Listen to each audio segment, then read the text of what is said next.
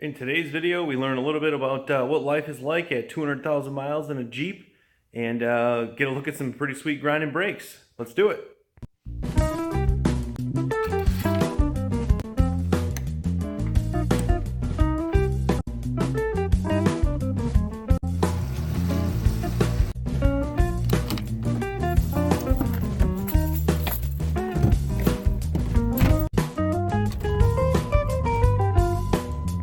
All right, so here we have the 03-ish, 04-ish, I guess if you go by the VIN.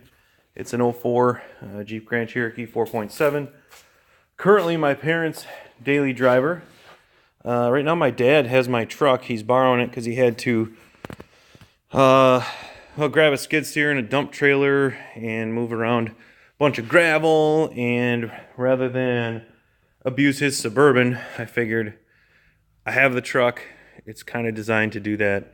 May as well let him use it. Plus, Suburban's kind of stored away for the winter. You know, it's a summer queen, so it doesn't need to see snow. But of course, he lets me drive the Jeep, the daily driver that I set him up in, and I drive it all of about 30 miles, and the brakes are grinding. The right front wheel is locked up and hot. So we're gonna dig into that and see what we can find.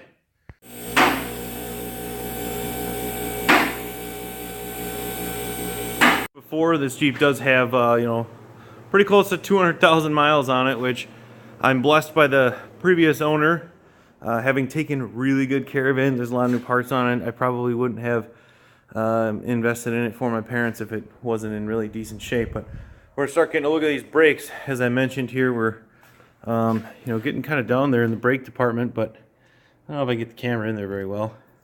But this side spins over about like it's supposed to. As I mentioned before, that side's a little bit grindy, so we're going to get that apart, see what it looks like inside.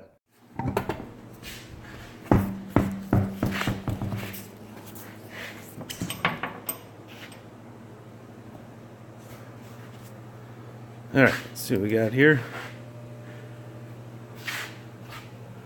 This side looks okay. Just going to shine a little light in there.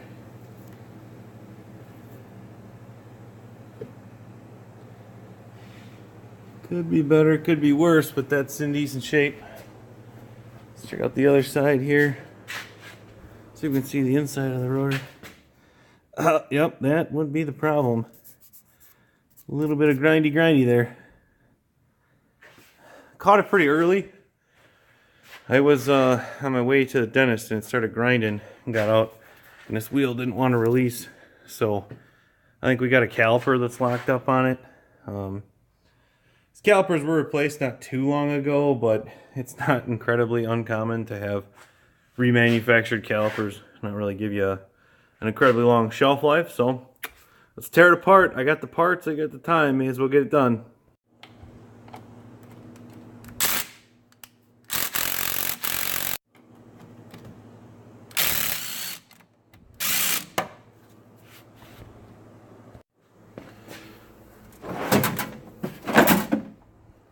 A little bit of a confirmation here as to what's going on with the caliper. I did want to check it out because I don't like just replacing parts to just replace them. I'll also give a little bit of a quick tip moment here.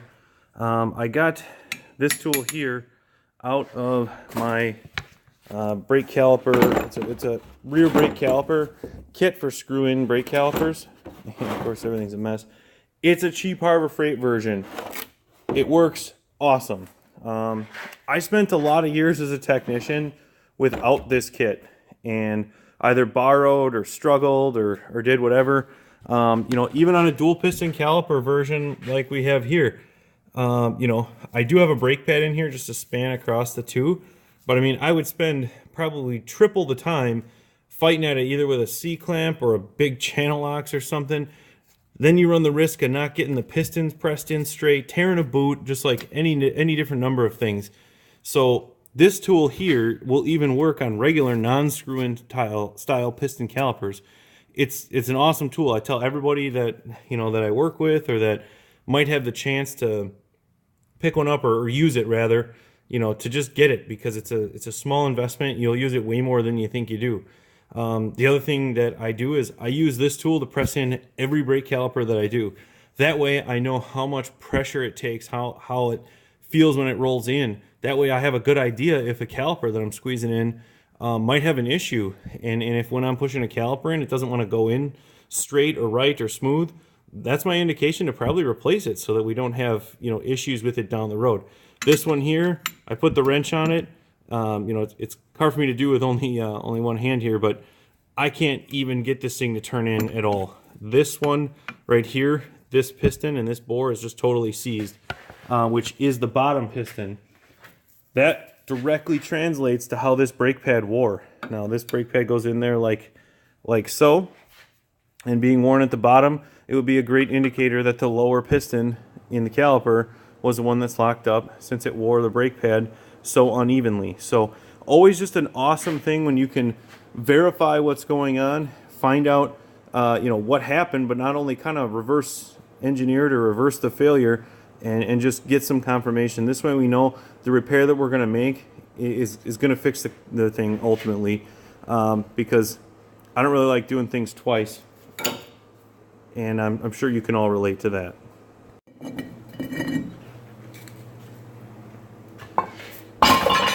Bad rotor. Often, I'm not going to do like a definitive step-by-step how-to on how to do the brakes. Maybe someday. This is just kind of a, again, just me getting more used to using the equipment. And I kind of made a makeshift camera rig here, which hopefully is helping the video be more stable. Playing around with some of the settings on my camera, so hopefully that's given a little better quality. I know the audio in the last couple of videos wasn't great, but I can't do a whole lot of that until some of my equipment that I ordered shows up. Anyhow, back to the brakes here. The next step that you'll want to do, and this is something that a lot of people overlook as well, is all this rust and stuff on the hub surface here. We want to clean that up because you got to get the rotor to have a nice solid foundation to sit on. That affects everything from the hub flange forward, or outward rather.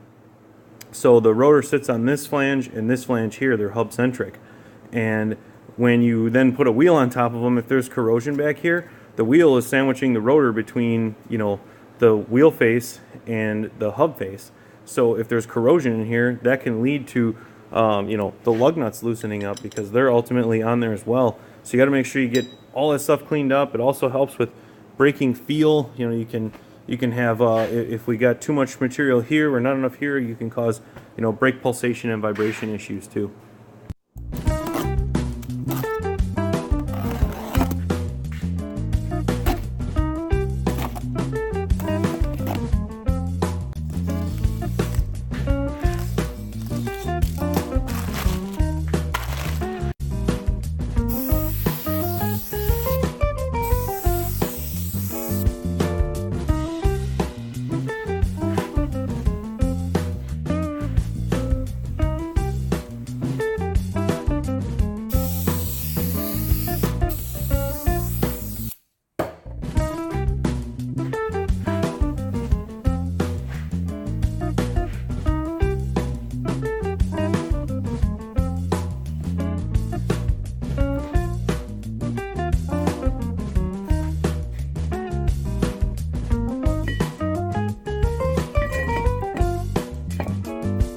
Calipers on this one. You may be tempted to, once you get to this point, to just bolt this bracket right onto the car. That's a big mistake that a lot of folks make, because these pins, though they come shipped, that is not sufficient grease for long-term brake life. So we are going to clean all that grease off. We're going to add some proper brake caliper lube and put it all together. That way it's done the right way the first time. So now we got to take 5 minutes to save ourselves 15, but because these brackets are painted, I'm going to run a thread chase through these threads here. I tried threading them on, they weren't really going, so I'm going to just run this thread chase through here. You don't want to really use a tap. Thread chase is probably better for this, so just run this through here so that the bolt's threading right. Otherwise, if you don't, you try and ram the bolts in there, and then it's going to cross thread and waste a bunch of time. Next thing you know, there's money missing off the dresser and your daughter's knocked up. I've seen it 100 times. Where I am at tonight, I got pads on, rotors on, brake hoses all hooked up, calipers on. Another small tip here, bleeder's up. on calipers. Make sure they're always pointed up, because you'll have a hell of a time trying to get it to bleed, and you will not be successful if you don't have things on the right way. Anyways, I got the brakes all on. Things are Loctited. Things are torqued down. I didn't film as much of it as I probably could have, but there comes a time when you just got to be detailed and you got to make sure you're getting everything dialed in, because let's face it, this stuff is brakes. So we got that project dialed in. I do got to bleed the brakes on it tomorrow, but we'll be getting back to that project tomorrow, along with underneath in the back here. You can see this wonderful bushing here. That's the rear upper control arm bushing that is just totally trashed out. It's making the rear end kind of clunk around. It actually makes the thing kind of wiggle around, and you let off the gas and it wants to kind of steer to the left a little bit, and it's got quite a bit of a wiggle there. I just recently put these new lower arms on because these bushings back here were all rusted out.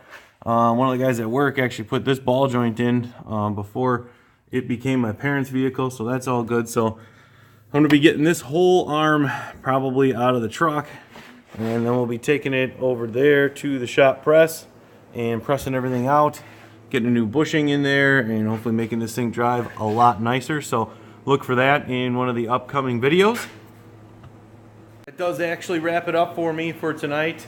It's a school night, so we do have to get everything wrapped up for me tonight. I got to get my cars parked in the garage so that I can have a nice warm vehicle in the morning for when I go to work. But we'll be finishing up stuff on the Jeep tomorrow probably. I will film what I can, I guess, finishing up on the brakes, but we'll probably finish some of the trials and tribulations of 200,000 mile Jeep life a little bit more here for you. Again, remember, like, comment, subscribe on the videos. I am obviously new channel. I'm trying to get up enough subscribers to hopefully get some sponsors for some upcoming videos. The real big one that I'm going to tease probably for the next 15 videos is the Galant VR4. I'm hoping to go pick that up here pretty soon. There's been a lot of interest shown in some communications with me on Facebook and private messages and stuff like that. So everybody really wants to see that build get started, and I say, why keep everyone waiting? Let's start making some moves.